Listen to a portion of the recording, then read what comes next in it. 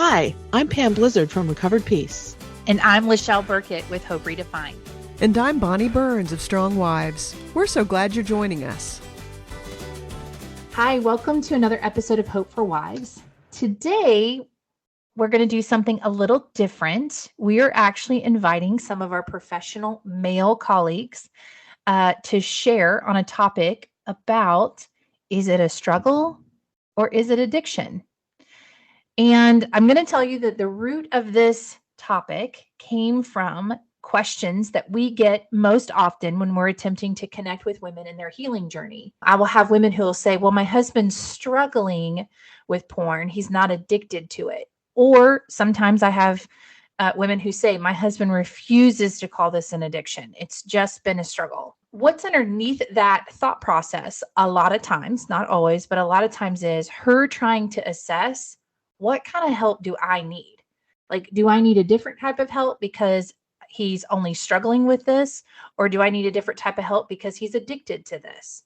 And the answer is no. They're actually going to fall kind of in the same bucket. Your healing and the support that you need in your journey will look very similar regardless if it's a struggle or an addiction. Because the bottom line is there is betrayal. And betrayal is what you're healing from. You're not healing from his behavior. You're healing from the impact.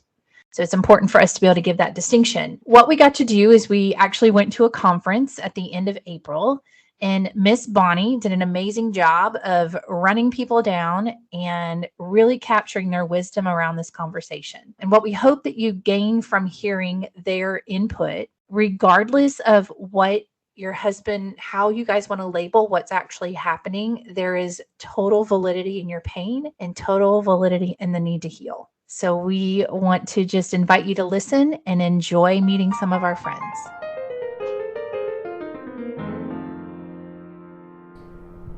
Hi, this is Bonnie, and I'm at the SILS conference with Lachelle, and we are asking several participants that we respect the question, what is the difference between a sexual struggle, compulsiveness, and an addiction? So Jonathan Daugherty is with me right now, and we're asking him his thoughts on that. Yeah, so I think obviously this is a pretty nuanced question. I think a sexual struggle is what anybody and probably everybody struggles with at some point in terms of whether it be just temptation or a lustful thought or just the normal course of trying to manage the sexuality that God has given to us. And so a struggle is more of like the commonality that all of us have as human beings, made in the image of God, male and female. We're going to have some kind of sexual struggle in our lives. I think a compulsion takes that to another degree where we've been entangled into one maybe particular aspect of a struggle to the point where that feels like I can't deny that desire, or I can't refuse that particular impulse that I might have sexually. And then I think from there, an addiction can be formed. Because then I think what an addiction is it's something that begins to take over my life in such a way that I will try to deceive others. I will try to hide it. I will try to make sure that I can do that above all else, even my work and my responsibilities, my family. It kind of takes precedence over everything. And usually what that means is there's all kinds of consequences to that in the sense of not only the individual person, but obviously the relationships, because what an addiction does, it causes a person to get tunnel vision onto themselves, because it becomes about whatever I want, my desires, my urges, at the expense of even my own health and other people's health and everything like that. So that's kind of how I would maybe distinguish those. What I would say, though, is no matter where a person might find themselves in that continuum, is help is needed. There's going to be some kind of help. Now, there's various degrees of help that you might have based on where you are falling on that continuum. But even for those who are in the kind of the every person category, so to speak, of a sexual struggle, you know what? We all need help in learning how to better manage our sexuality. But for those who have kind of gone down that continuum to an addiction, I think that's going to require a higher level and a longer process of help in order to actually break free. Jonathan, thank you so much for that very insightful answer. Would you be willing to share a little bit about BeBroken with our listeners? Sure, yeah. BeBroken Ministries, our mission is to help men, women, and families move from sexual brokenness to wholeness in Christ and equip others to do the same. And so we do that through intensives for men to get free from any unwanted sexual behaviors that they have. We have a wives care ministry for women who are dealing with betrayal trauma of any kind, whether or not their husbands are getting help. We want to help the wives. And then we also have a family care ministry that helps parents to be able to know, how do I help my children grow up and navigate life and managing sexuality in a sexualized culture? Fantastic. So if you have a spouse with struggle, compulsion, or addiction, Jonathan Daugherty's BeBroken is a great resource to check out. Thank you.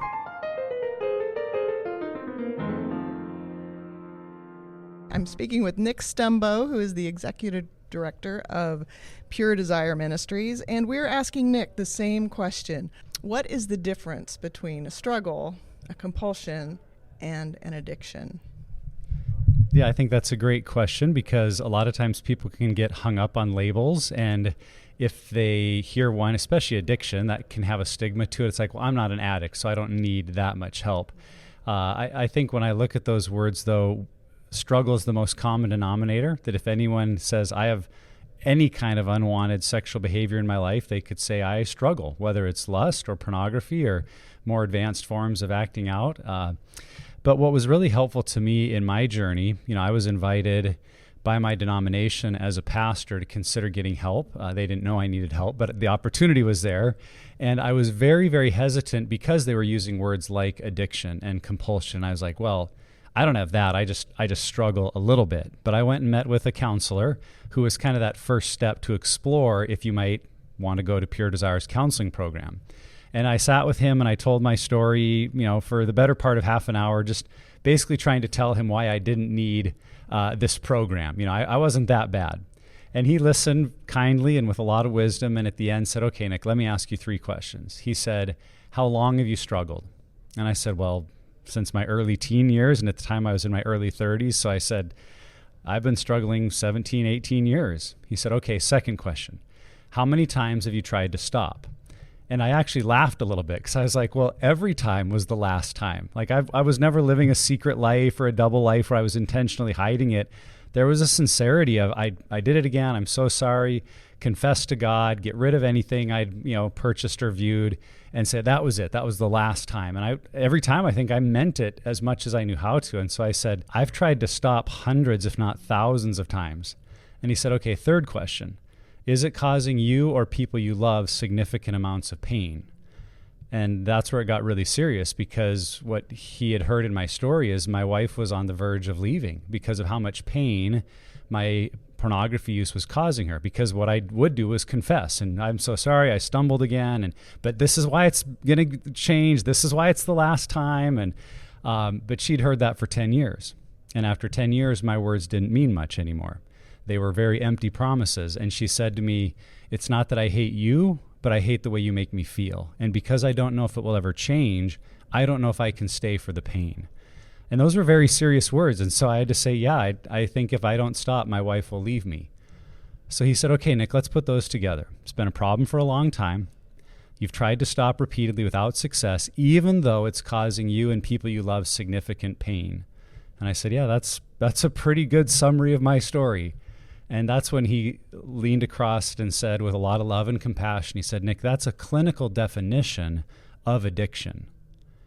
And I remember sitting back in my chair like he had, punched me, because it felt so unfair. I mean, I was a pastor.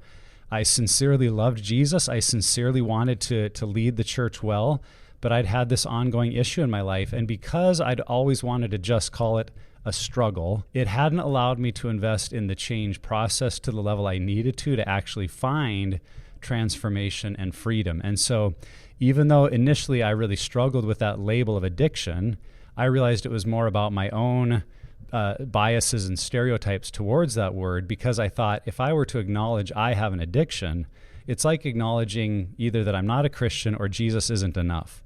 And so when I embraced that it was possible to both love Jesus sincerely and deeply and be battling with an addiction, it really changed my story. And that's not to say, oh, I'm an addict, I'm not responsible. No, I'm 100% responsible for my choices and behavior.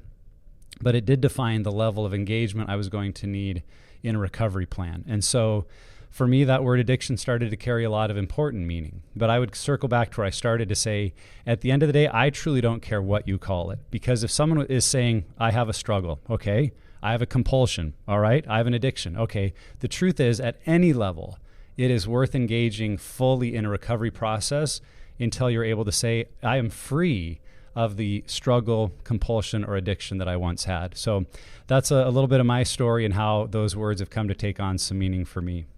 Thank you so much. I'm really honored by that answer, sharing your story and the other perspective. Would you tell us just a little bit about Pure Desire for our listeners? Because many of them are just really fresh to this experience and don't know a whole lot about resources. Yeah, so Pure Desire is mostly a groups-based and counseling-based ministry. We have groups in over 800 local churches. People can find those on our website, on a map that shows locations. And then we also run over 100 groups that meet online, being led by Pure Desire trained, vetted leaders. And then we have a counseling program with 18 counselors that do 100% virtual, online, secure video counseling for people all over the world, for those that need that extra help of walking this journey towards freedom. So we've been around really over 25 years, but really aimed at helping the local church embrace this struggle and help people find true and lasting freedom. Thank you so much, Nick. And we will put all of your resources in our show notes so people can find you.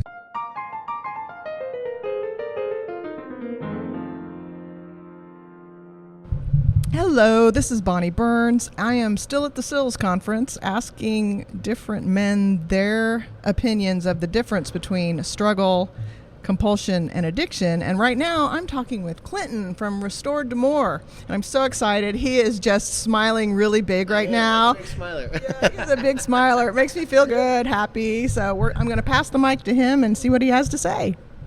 Well, Bonnie, you're awesome. Thank you for all you do. No, seriously, it's a big deal to be here. And Charity and I wouldn't have had hope if there wasn't ministries, services, programs, all kinds of stuff like you do that gave us hope as a couple. You know, as a couple, I take that question and I really go to the end of it, like, what's the purpose here? What's the goal of understanding these three different things? And I take it to my story, you know, because my story is what we teach out of. For Charity and I, we always like to say, you know, we're not coaches, we're not licensed professional counselors. We just try to teach and mentor couples on what to do, how to move forward after sexual betrayal. And so when I think about those three things, I look at my story and I go, you know, my story it was a struggle early on, just as a young man, even like 8, 9, 10 years old, attracted to different women and not understanding sexual desire. And then I go from there to a compulsion, which was, man, I'm going to do something about this. I'm going to now take steps towards these behaviors that are unwanted sexual behaviors because they're meeting a need. And so for me, what happened though was that there was trauma in my life, and it wasn't big T trauma. It was what people call small T or little T trauma, but it was rejection. It was neglect. I felt unsafe. We went through a certain period in my life with family that we weren't sure how to provide financially. And so it was kind of devastating. We lost our house. We moved into a different spot. Groceries were dropped off at our doorstep. My mom got pneumonia and she was sick for 5 months. And I just was unseen in my own home. And what happened in that was that pornography and masturbation became the illegitimate way to meeting legitimate needs. And it went from those two to an addiction. And what that looked like as it progressed in my life was I couldn't say no matter how many times I prayed for God to take it away. No matter how many men in the church I went to and I confessed my sins.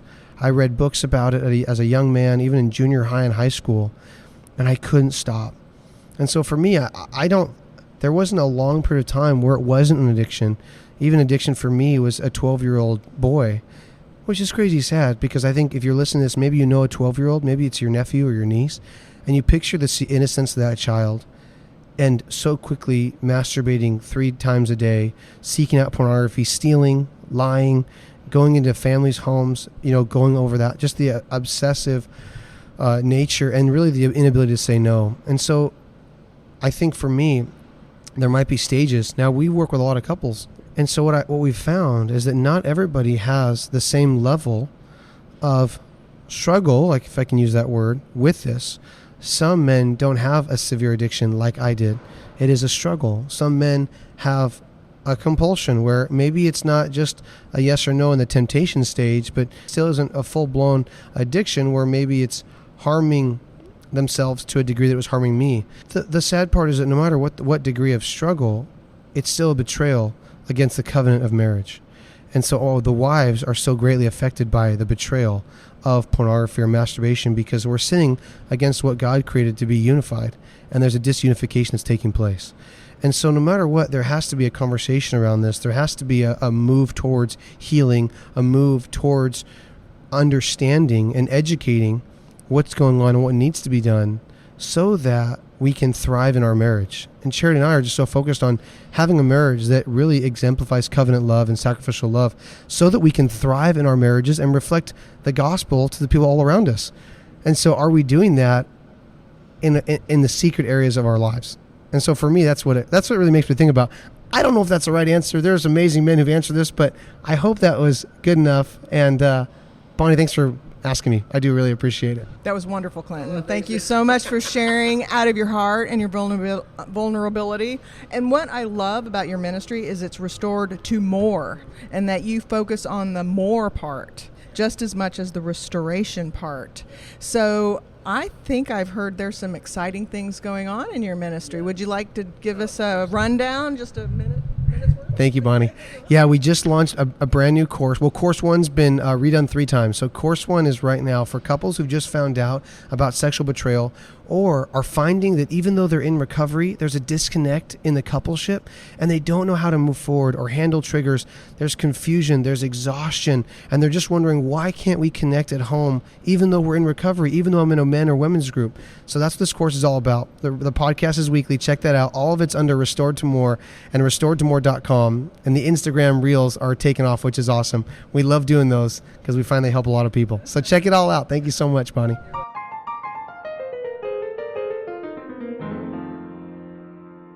So with me today is Joanna and Matthew Rabsmith, and they are graciously going to answer this question for us.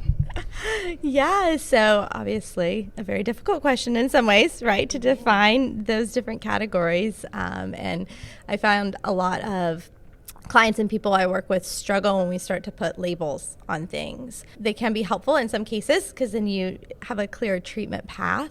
The way I tend to think of it is more along the lines of one of my favorite authors and experts on addiction, Gabor Mate, talks about addiction as a spectrum, and we're all on that spectrum somewhere with our destructive behaviors. Seeing us as being able to relate in some ways in that and take the labels away, but also take the destruction really seriously, no matter where you're at on that spectrum, I think is so important. And we can get caught up sometimes in figuring out where rather than dealing with the actual issue. And so that's been sometimes helpful with the people I work with. Okay, so would you explore what the actual issue is? Yes.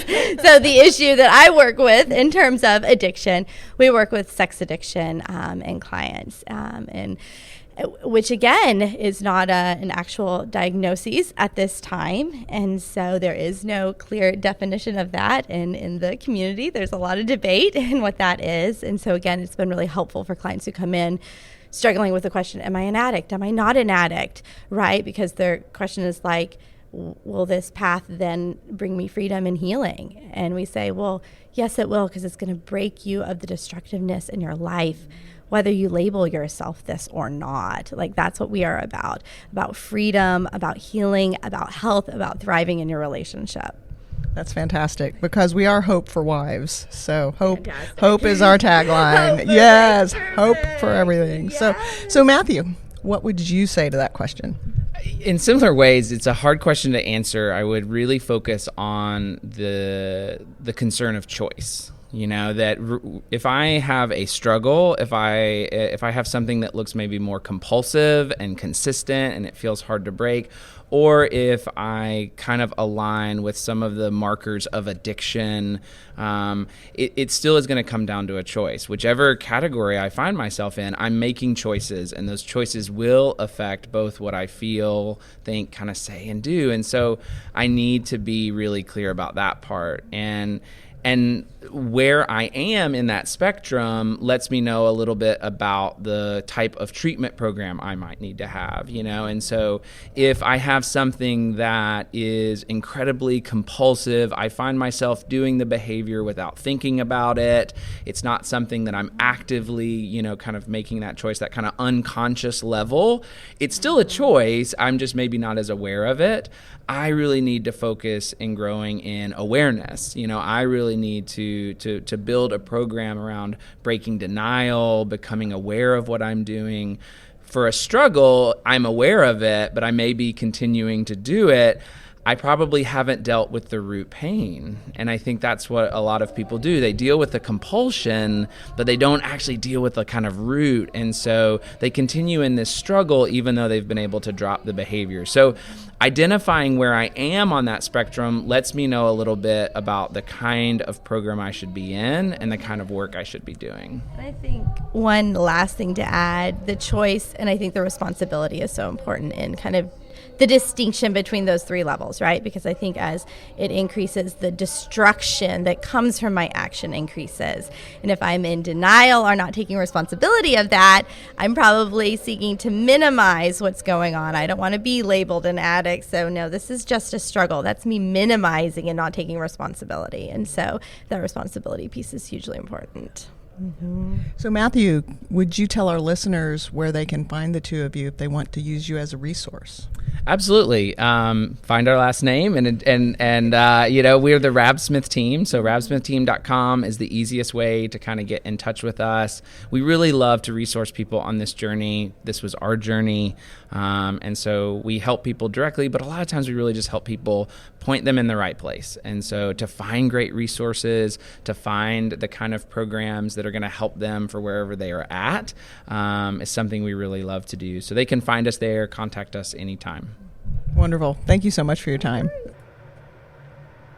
As we close, I just want to reiterate what Lachelle said in the beginning, and that is your healing is valid, your pain is valid, because what you're healing from is the impact of his behaviors, whether his behavior is a struggle, a compulsion, or an addiction. Our three friends each have great ministries that you can check out. So whatever label your husband will accept or reject, know that you can find healing for yourself and you can take recovery steps for yourself. If you are looking for different personalities of ministries or different approaches, those might be good considerations for you. So the hope I want to leave you with is that healing is absolutely possible. As Lachelle often says, your healing is not determined by his recovery. You get to choose your recovery and you get to choose how you heal. And that healing ultimately is from the Lord. So as we close, as always, we hope to be a bright spot in your recovery journey. And thank you, friends, for the many 5-star reviews you've already left. And we read each review, and they just really touch our hearts, because this ultimately isn't about us. This is about spreading Jesus' message of hope and healing.